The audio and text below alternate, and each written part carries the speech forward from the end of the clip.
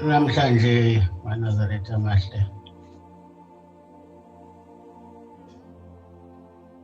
sesiyahamba sesiphilile ekhaya emzini wasebuhleni. Kuyongithokozisa-ke ukunibona emzini wasebuhleni ningangiletheli amacala.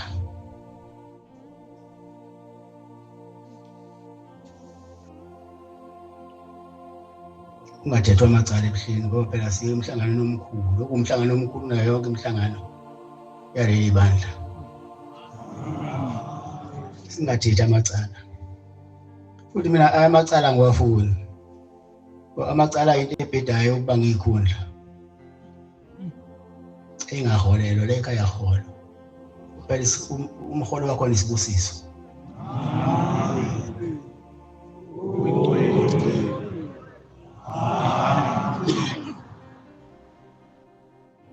Ngithi angibonge maNazaretha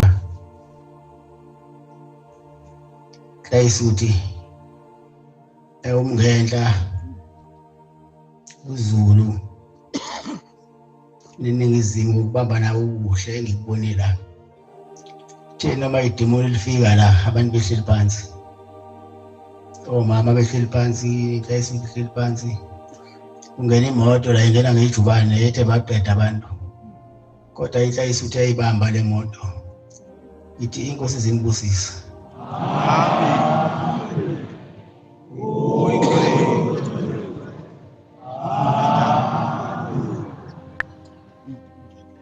Nalona wayengena ngemoto engathi uNkulunkulu angamphilisa ngoba lo mfana uyaphila.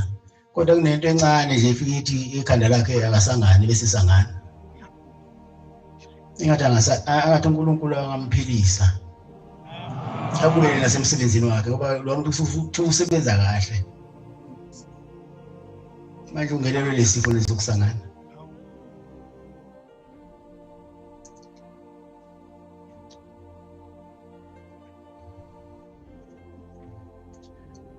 Bunani uvele mafi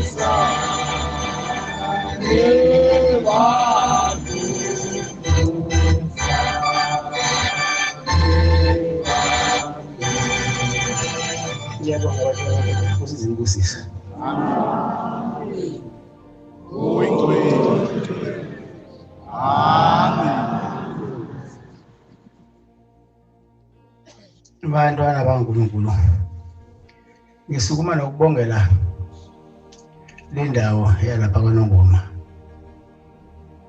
oSuthu. Le ndawo yaba yisibusiso esahamba salandwa ingonyama ekhona la kuthiwa uMqwala Juba.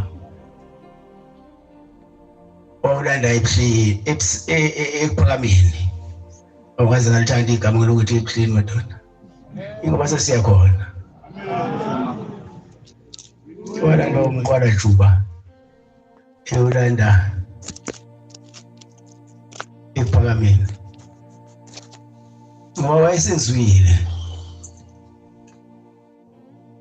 ukuthi ikhona yonke imizi la kodwa khona umuzi oshodayo. wakushoda wona lo muzi waselinda.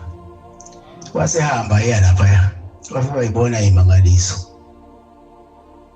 Wasebona umuntu owazi ukulapha abantu ngaphandle ukuvula ikhwama balapheke bahamba abantu. Waseyilanda lento ezoyibeka la wathi ufuna ukuyenza ibe khona le ekhaya.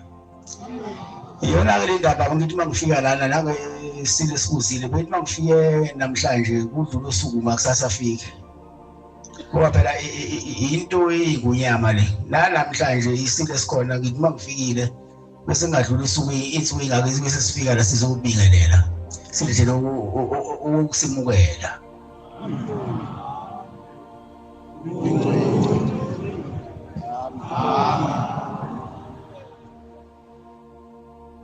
Isibusiso esikhulu kwesehlela phezu kwenu naphezu kwayo le ndawo nabakhile kuyona. Ukuba le ndawo beyisango lokungenisa umhlangano omkhulu, umhlangano kaJulayi. Kuba manje sisemhlanganweni omkhulu kaJulayi. Sokubani wonke umuntu othandayo ukuthi angene wona. Kepha ngiyafisa ke njengoba siya kuJulayi ukuthi asihlambuluke. Sithi sililane. Angazulana amakholwa wodwa. Kepha aphatha amakholwa aheleza umoya wokuzwana. Ngoba siya kuJulayi namanje. Sokumhlangano wala ekhaya omkhulu. Onomdedela abawu7. Yawukho ke umunye umhlangano nomdedela abawu7 ngaphandle kwaJulayi.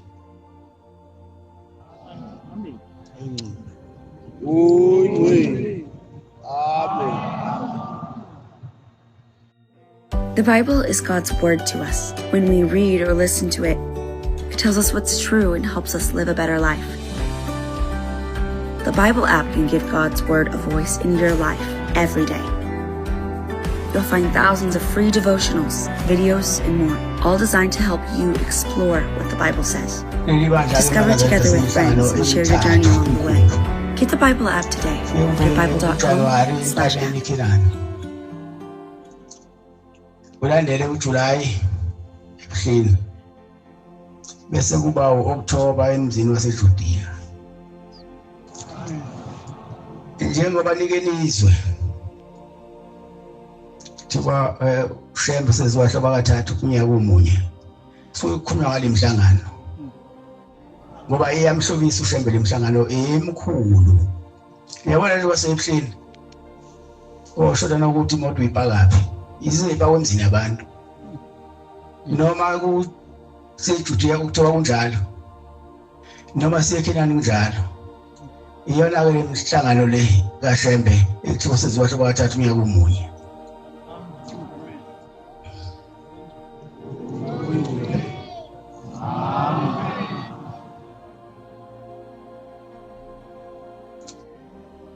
Namhlanje ke bantwana abankulu njengoba silapha emzini waselinda. Isithembiso esathengiswa sona sokuthi siyoqala la. Sizovuma amacala ethu. Bese sicela uNkulunkulu owushembe kubani asiphe ngamunye ukhiye wokungena emzini wasebuhleni.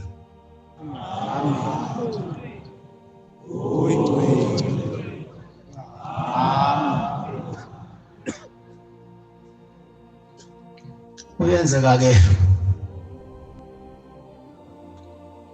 ukhiye uthi uyavula ngawo emzini wasebuhleni ungakuvuleli.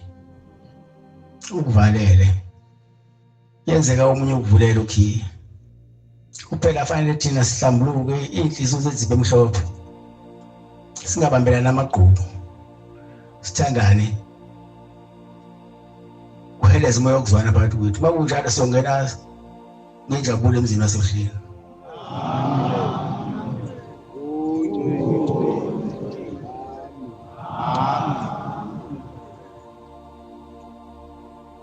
Mase siyebuhleni ke ukhiye laba. Isizobathatha la. Yazile izobathatha sizonxusa ushembe. Ube asivule izifuba zethu akhiphe konke okubi enhlizweni zethu. Bese washa Bemhlophe njengemnaza Jesu singene emzini waseklini sikhululekile.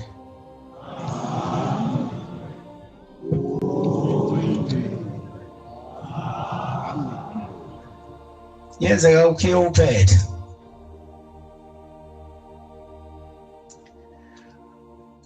Ukuvalele. Ngoba akubona bonke abathi inkosi ngivulele bese ivula inkosi. Abanye bayasho ibavulele, abanye abantu bayasho ingabavulile. Ungena ngemisebenzi emihle emzini wasebuhleni. Nokugcina imiyalo yakho shembe. Ongifundela ke lapho.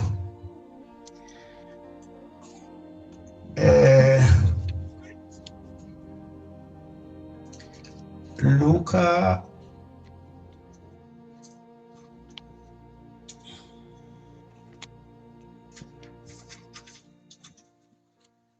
Luka 13 verse 24 to 27. Aiza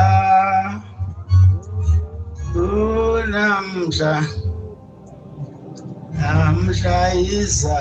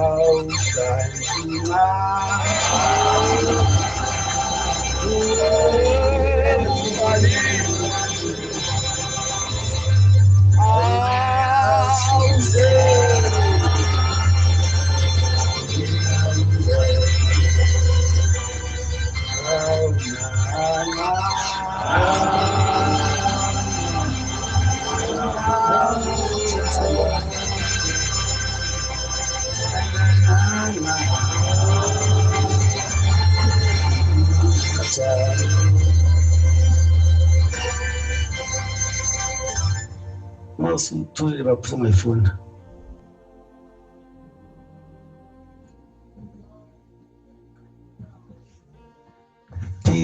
Phikilelani ungena ngomnyango omncane.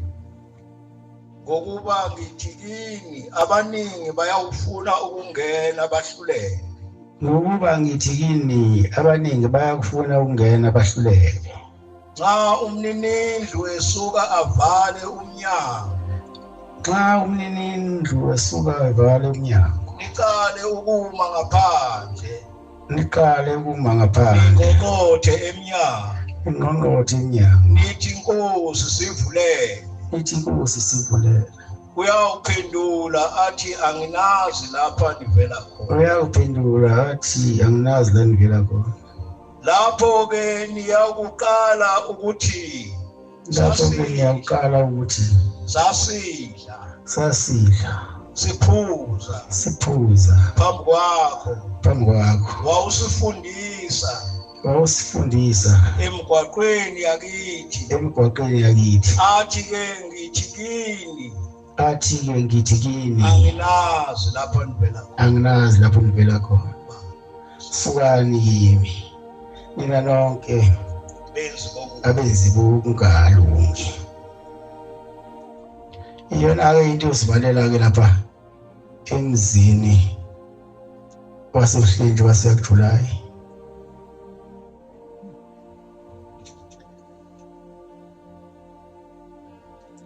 Ukusebenzela uSathane, ukuba isisebenzi saSathane.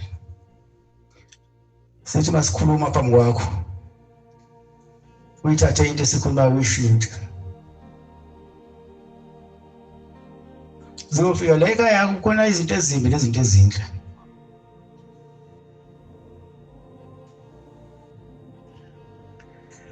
Kodwa ezimbi abantu bayithanda kakhulu nezinhle.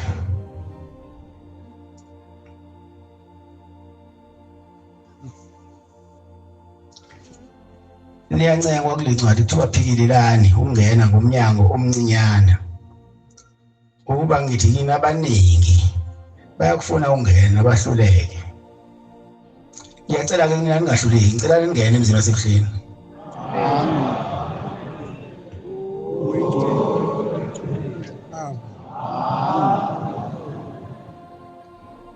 Akuthi noma khona umuntu okuphikisayo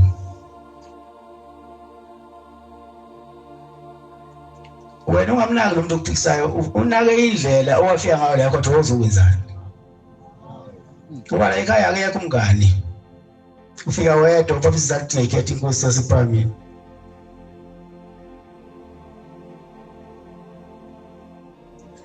Abafunakala abangani la ekhaya mawufika uyofica khona inhlayisuthi. Akuyena umngani wakho lo. Ungamiza ukuthi umfowenu. Abukho umngane ekhaya bawuncika uma uze ngendaba yabangani. Kuyenzeka umngani abe ugodo lwayo. Kanti wena uthi webakini bathi uzobakhonzela la ekhaya. Bayalimala la bekhona sebethembe wena. Mawufika ke uncika ngezigodo. Ngesikhathi wena uncika ngezigodo eyiwayo uwanazo lezo zigodo bayakhala bona. Ngoba ungena kwakho la ekhaya bayathokoza bona. Ngiyancika ke bantwana baNkulunkulu ukuthi nazi umuntu angakhohlwa ukuthi mhla efika la ekhaya wayezokwenzani.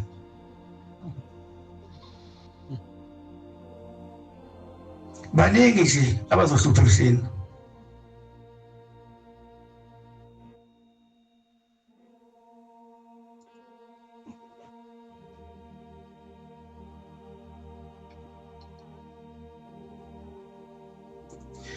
Niyazi mina amaNazaretha uthande ngithanda ngalo ningaphezulu zonke izinto.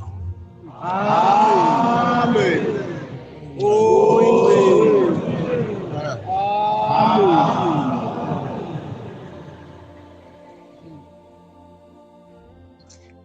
Noma ngabe kulokholwa kwethu siyalashwa.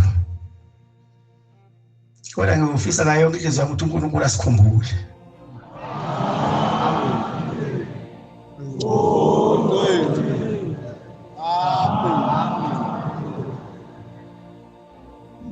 Ingakho ngithi ungaboba nomngane esontweni, kodwa oba nomfowenu. Umngane maye unomngane esontweni uyaba umngane, kodwa mase umyameni uyakushiya umngane, kodwa umfowenu uyakutakula.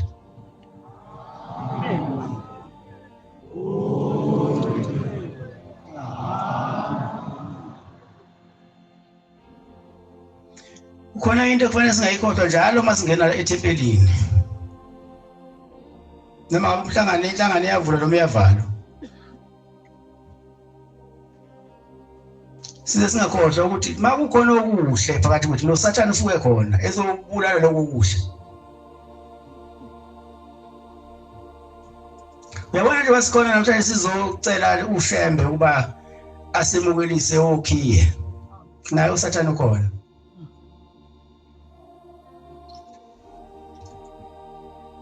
Vele uSathane unabo abantu bakhe. Kodwa akaneli.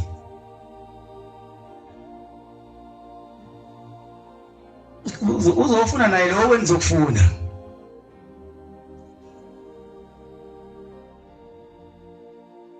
Yena ke uzofuna lokhiye lo kunidukisa.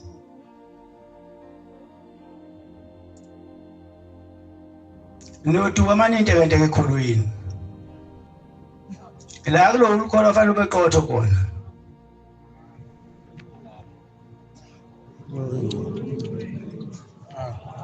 Yabona mawunteke. Uyohlala ukhuza zonke izikhathi. Ungaba umfundisi. Ungaba umshumayeli. Ungaba nje inhlayisuthi. Ube umkhokheli. Ube umphathi. Kodwa mawukhuza zonke izikhathi yawo into yalutho.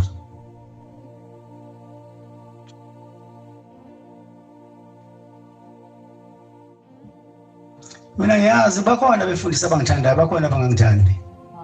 Kodwa anginankinga nabo. Yabona bawungazange ungithande ngalela langa. Uhlezi unogcopho.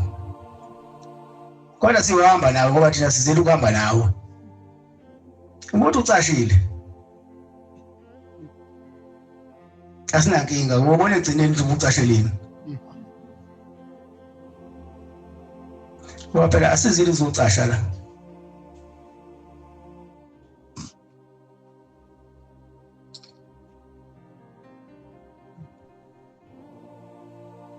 Angiqinisile ngempela.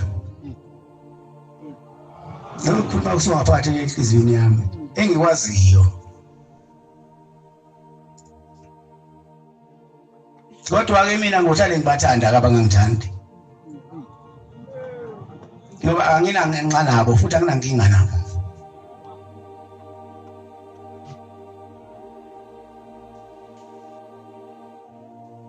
La ngime khona ngiyosuka masethanda uNkulunkulu etsuka manje mfana kungena olandelayo.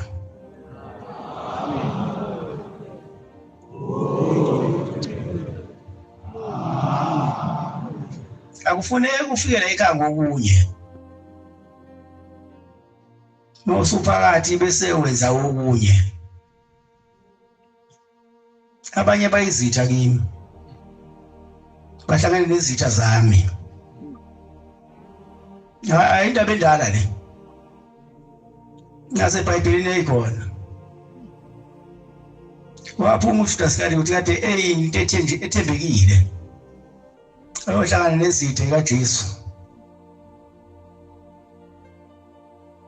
Waza wabathethe yena kulula kabi ukuthi amkhombe uJesu uzovela amshaye ngalethi ethi hug yamange. Wasemanga base bemdumela. nalana ke bakhona abanjalo.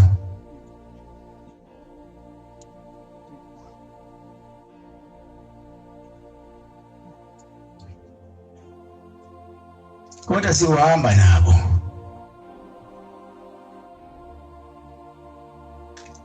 Abantu abakhulula inhliziyo. Ungayibophi inhliziyo usekuyikholwa. Kulolu hambo maNazaretha akugijinywa.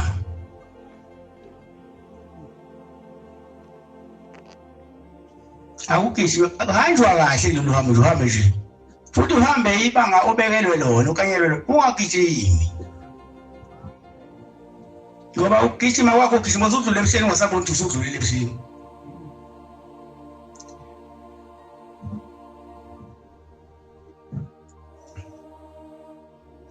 Njengendoda yabona ubaba uThixo. Ubaba esengayizivele. Nazi indoda idlula ngomgwaqo phezulu. Ubaba usiyabona ukuthi ngathi lo baba uyaduka ngoba phela uyamazi baba lo baba.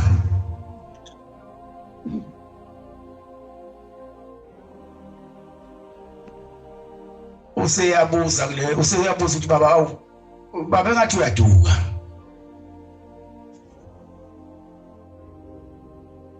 Ngoba kade edlulile phambili la fanele ngakungene khona. Kodwa sewudlule ngazivela ubheke emshebhini. Usiyaphuma kubaba la ekhaya ngazivela useyokhuluma nalo baba. Babe ngathi usudlulile ephakameni. Babe sethi lo baba cha ndoda langakadluli.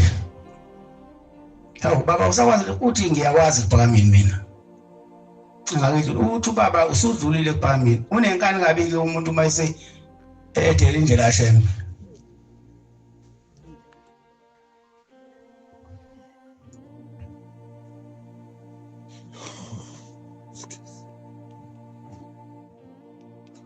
Iyaphendula indoda ithi cha ndoda nangakadluli. Ngiyazi mina.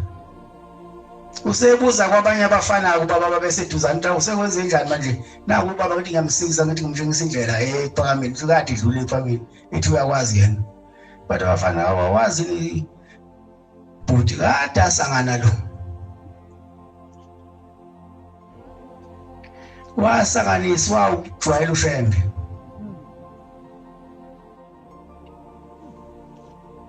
Kuthi ubaba yilabo bafaka incwadi bahlangana bafaka incwadi phansi kwesicaba ephakameni endlini yamkhulu ilanga.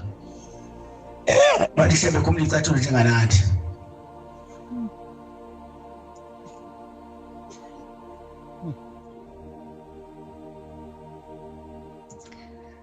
Ubani wena ozofika utshela ushembe ukuthi akho icathulo uyazi wayifakelani? Eyifakisa ubani? Kwenze njani nini?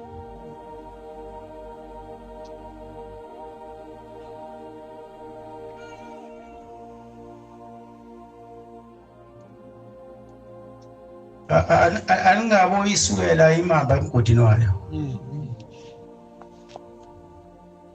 Nami ngiyababuka nje abanye bengijwayela. La ngoba khipha khona ephaketheni. Eyangokhasha.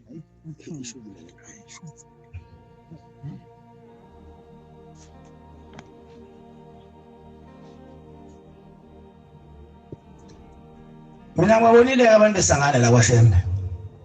uShembe akajwayelwa. Amen. Uyingcwele. Enye indoda yatshontsha isibindi.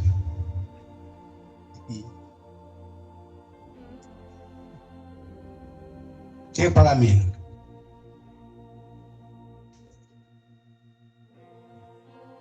Wabuke umkhulu ezobuka ukuthi ezobheka ukuthi isibindi siphi ngoba phela basasile phela manje.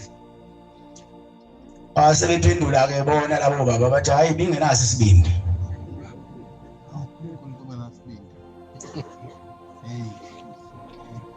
Bingenaso isibindi inkomo wena unesibindi sokutshela uShembe ukuthi bingenaso isibindi inkomo.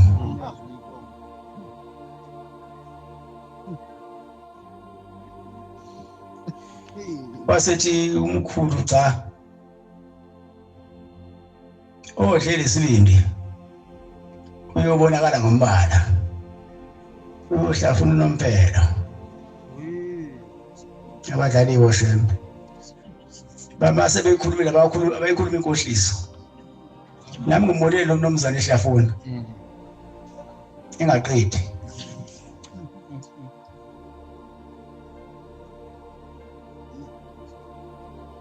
akajwayela ushembe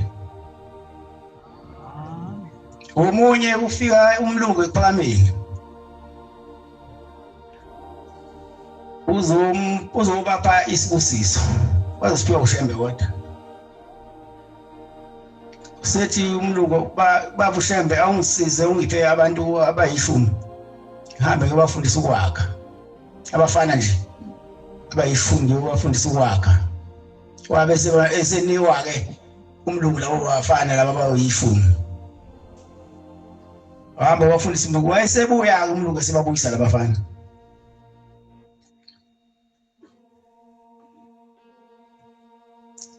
mayese babuyisa labafana usethi umkhulu ilanga awu bafana bami ngiyabonga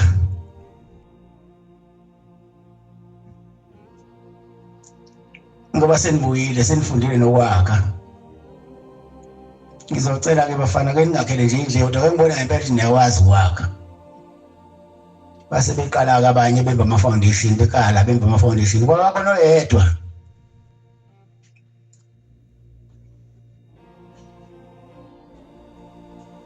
wow face umkhulu wathi sizotholani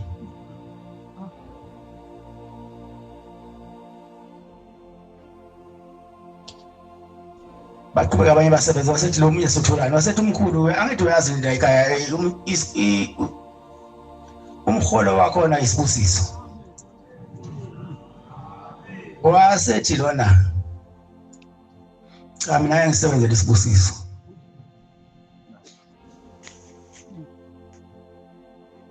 cha mina ngisebenzela isibusiso wasethi mayese elikhiphile umkhulu igama libuyile esifubeni wathi ngoke ngibona nje nawe wena umuzi akabanga nawo umuzi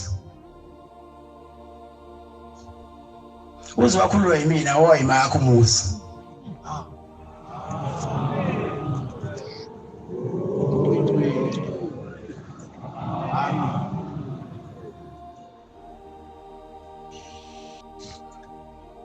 ngimkhulula kanjani ingane yakhe isebenza kwenye indawo eyasiyadutshulwa yashona eyayisicabanga ukwakha umuzi asiyadutshulwa yashona isiwathengile ama-blocks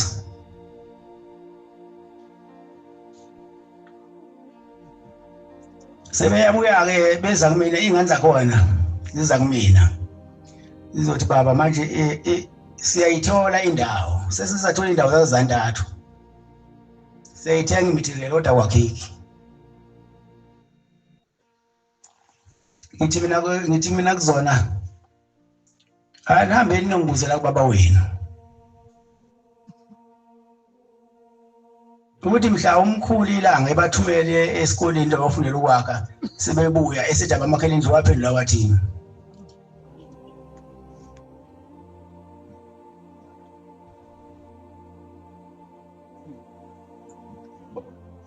ngathi mayifika wayesengusethi niyithatha leyo nto bathi siwuthatha lapho onyazini qale sekilona sonikela siyocela ukuthi awu baba sesihlalile madokodweni sethenga material sithenga indawo kodwa manje zaza abantu athi akwakheki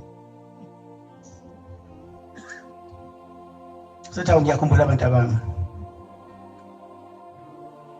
ize ningixolele wathi mase sibuyile umuntu sesiletha esithi umkhulu ilanga awu alingitshengiseni ke bafana into enenzile mina ngaba nombhikisho ngathi mina ngisebenzele isibusiso awuzakwenza kanti ngalawo baba ngathi sihlale emadokodweni iminyaka emingakasenziwa uwe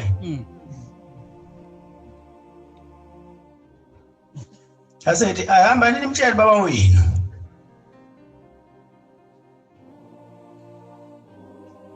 nizame noma imbuzi Ngiyacabanga ukuthi umkhulu uyongizwa mangikhuluma. Ngimcela into ethelelo. Lase zizama imbuzi ingane zabuya nabo baba wazo. Base kuyakhulunywa ngathi mina ke inkosi imbusisa. Amen. Namhlanje banawo lo muzi. Amen. Uwingwe. Amen.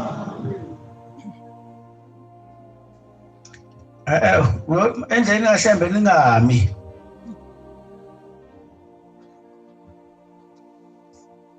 Mawudela futhi indlela kaShembe uphanjelwe kanti nibabonile nje abaningi bephanjelwe amakhanda.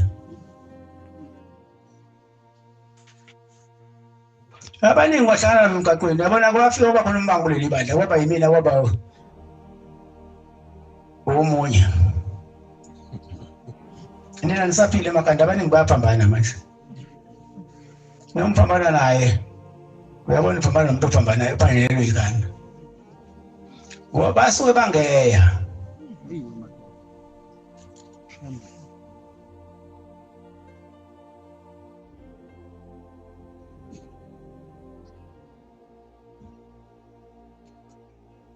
Manje ungayideleli into kaShembe ngoba ubhanjelelwa ikhanda kube ngathi uloyiwa wathi cha. Isibhacu uyashaya uShembe.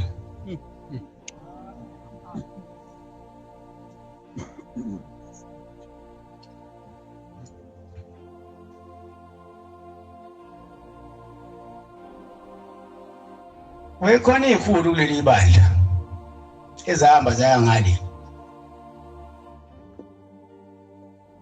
Hayi nini bahle kabi. Nibahle 100%. Amen. Bona sebaba nenelo ezibomvu. Amen. Amen. Bona sebaba nenelo ezibomvu. Abayendleleni babona nje madoda akona la emadolobheni angakini.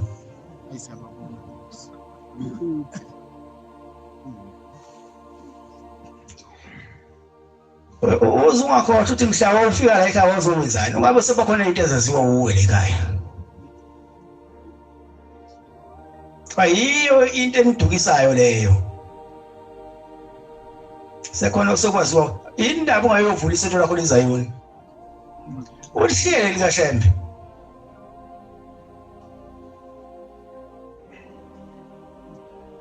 Ngoba phela nawe usuyabona.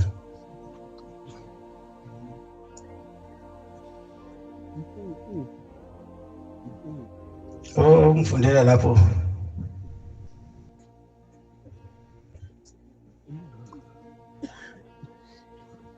Bali.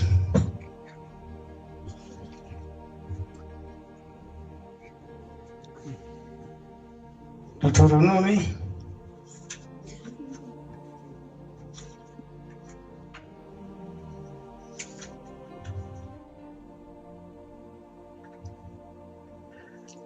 Deuteronomy 8.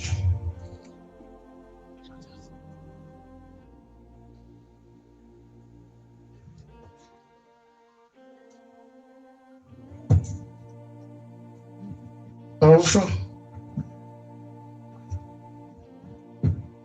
uyakuthi uma ukhohlwa uJehova uNkulunkulu wakho ulandele abanye onkulunkulu.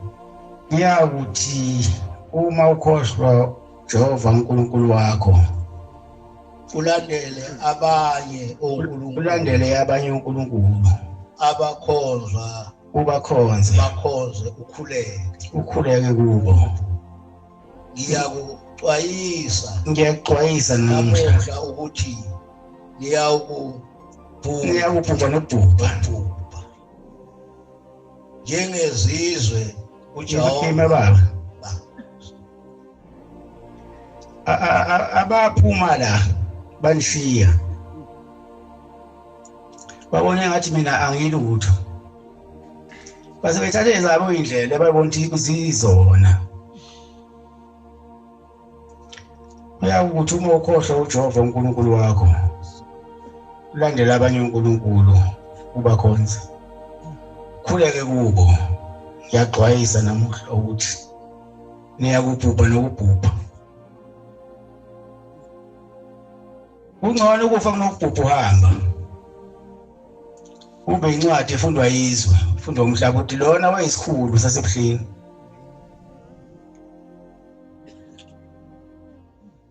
Namhlanje akaseyilutho.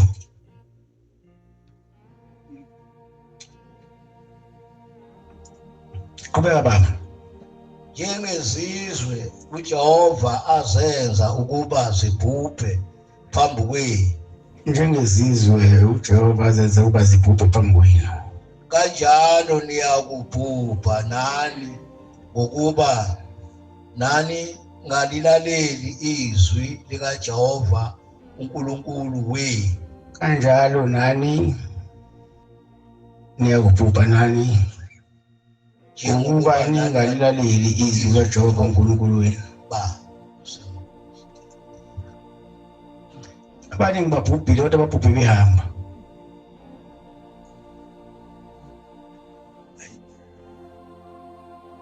Abaningi babhubhile. Awubaboni ngisho endleleni abaningi. Ngoba nendlela sebeyayisaba. Uthi ngase ngibone wabantu basebuhleni. Kanti umlilo wesikhoko uyiphembela wena uphembela omunye umuntu. Umuntu uyibasela yena umlilo wakhe wesikhoko. Futhi umuntu uyicabela yena indlela yakhe yokuyizikwini. Amen. Amen.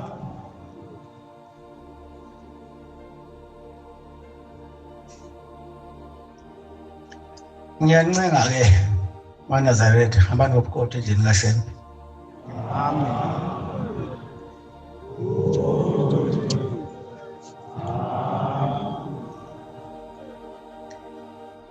Futhi ningenzi lutho ngokuhlakanipha. Ngoba nifuna ukubonwa yizwe, nifuna nodumo. Hambani ngendlela kaShembe, ningazenzeli okwenu.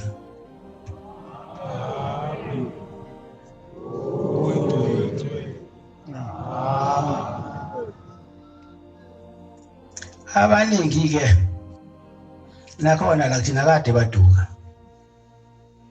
Ngoba bona bayitshela ukuthi bona baziyo.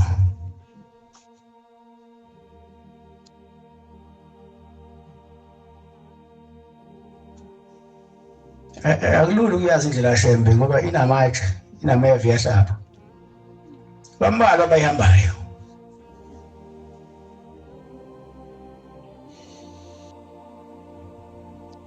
Kepha noma kukhona kunjalo.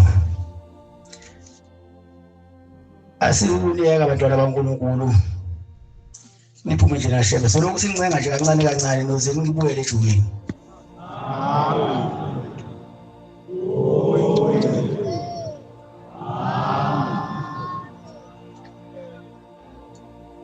Noma kukhona ukubuyisa inkomo esibalekile mawuyodipha. Bayike yabaleka yodwa ngathi ungayishiya. Ngoba uma uyilandela yona uhlakazeka lezi eziningi.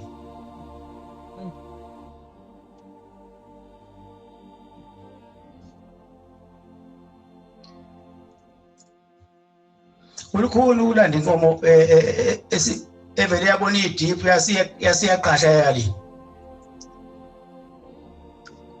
Faka lezi eziningi ukuyibone yona. Noma uyidiphe ekhaya.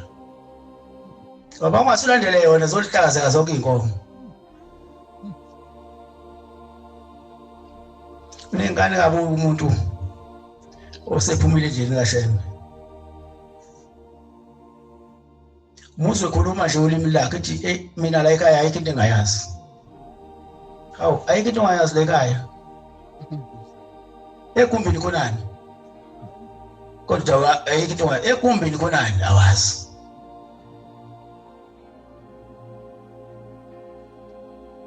Kodwa uthi ayikho into ongayazi la ekhaya.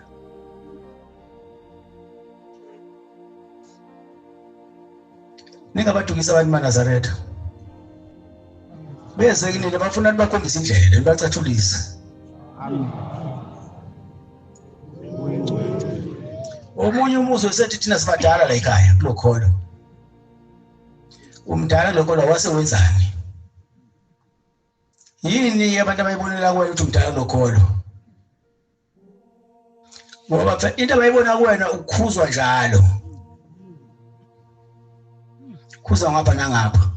Akukho abantu abakufunda kuwena okuhle, phela kuyifukumeza nje ukuthi umdala nokholo.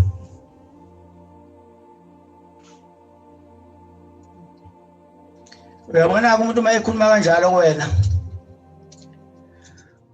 ubosuke eduze kwakhe, ngoba uzokuthelela ngesifo sokulahlwa. Ulahlwe kanye naye. Umfundela uJakobe.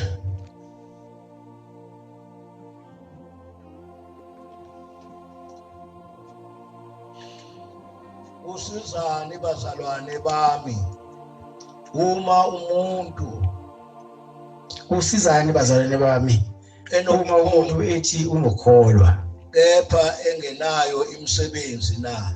Kepha engenayo imisebenzi na? Ukukholwa kungamsindisa na? Ukukholwa kungamsindisa na? Uma umzalwane lapho baba.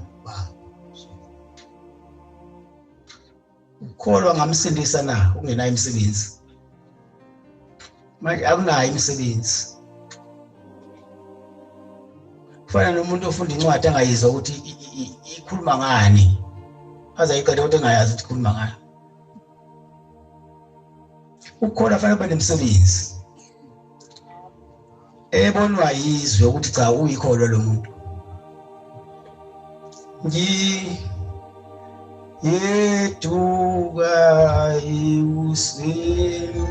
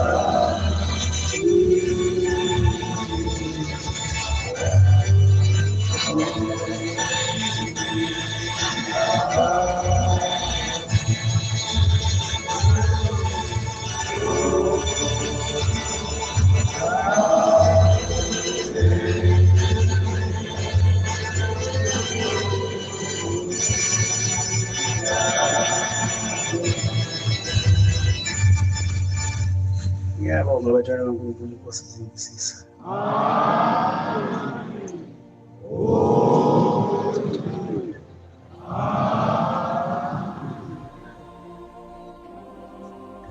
Ngiyacela ke abantwana baNkulunkulu ukuba ningabi khona noyedwa la ophume ngaphethe lutho.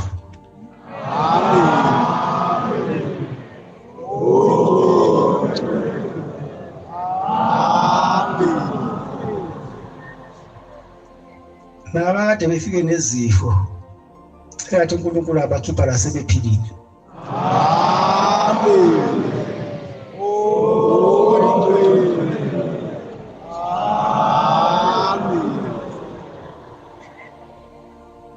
Sengiphetha ke bantwana baNkulunkulu, uma ufuna ukuba uthandiweyo okusembe, sifanele ukungabambelana amagqubi, singamonazelani, singahaleli izinto zabanye, seneliswe esinakho.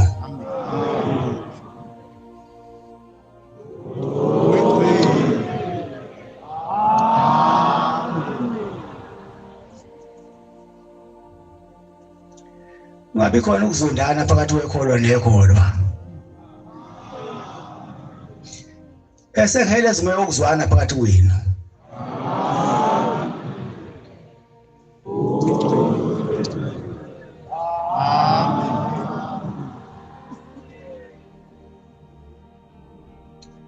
Sicele nje ushembe ubani asilungisele onembeza.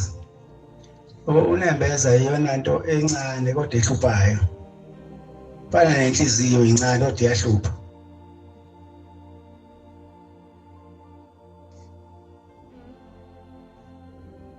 Khona into ekhulunywa umkhulu ilanga athi inhliziyo yenkawu. Inkawu iyantshontsha emasimini umbila inamakhopha amabili. Kodwa mayingene la nolayini ayinangqondo phela inkawu. Mayingene la kulayini umbila ingaze ifike kaNongoma. Ilokhu ithathile ngapha ifaka phakathi sathi ifaka kuphuma okunye. Ifaka la kuphuma okunye. Yophuma nothule ephambili. Inhliziyo yomonake leyo.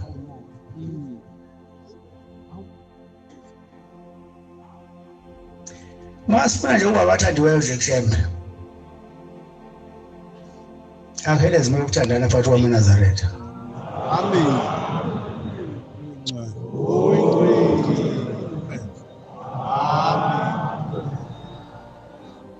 Besicela yena ushembe asigeze inhliziyo zibe mhlophe njengengubo esiyigqokile.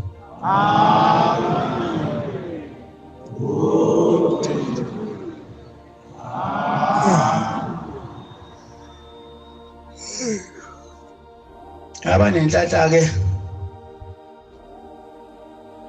bayicelile intshiselo kwabantu abawonene nabo.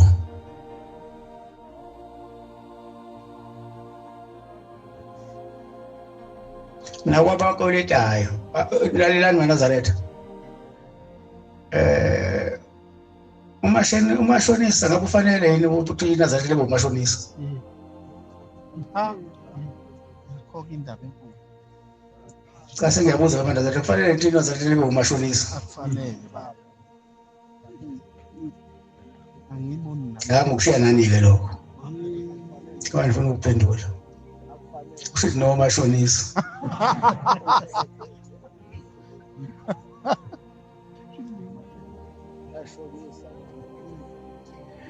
Oh thandanani ke Nazaretha nibe munye.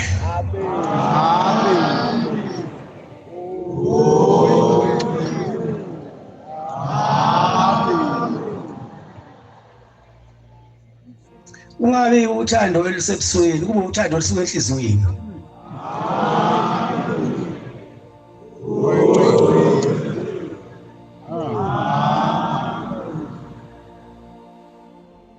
Abanye ke manje sebezoqala ke. Anokwenze nje eNazaretha. Angabe bashiya abantu basemakini abangasekho. Maniza esabathini anobathatha. Nibabikele ukuthi asambeni sesabathini manje.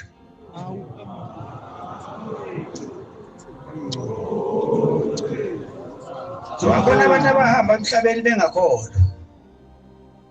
Abasenosizi la bekhona. Abantu mabebheka wena uza la ethempelini babe nethemba kodwa manje uthatha isicebo sakho ungabakhulumisi.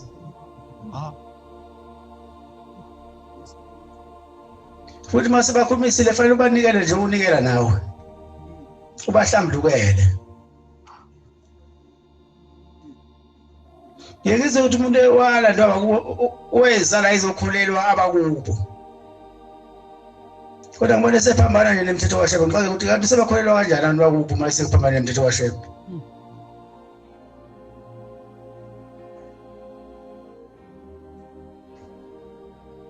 Yabona manje siyahamba sebuhlini.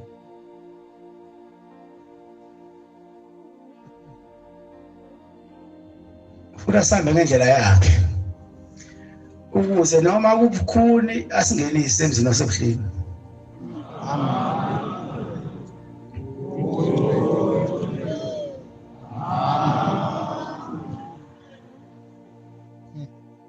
Ngitsheleke mana zathi angifisi kube nto yedwa uzungilethela amacala.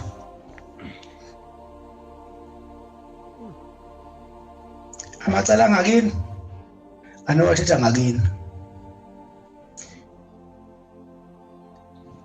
Ebusheni siyokhonza uJehova. Sikuthetha amacala.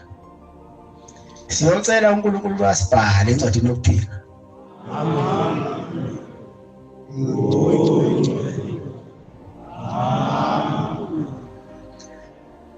Asilobe nasemhlanganweni kaJulayi.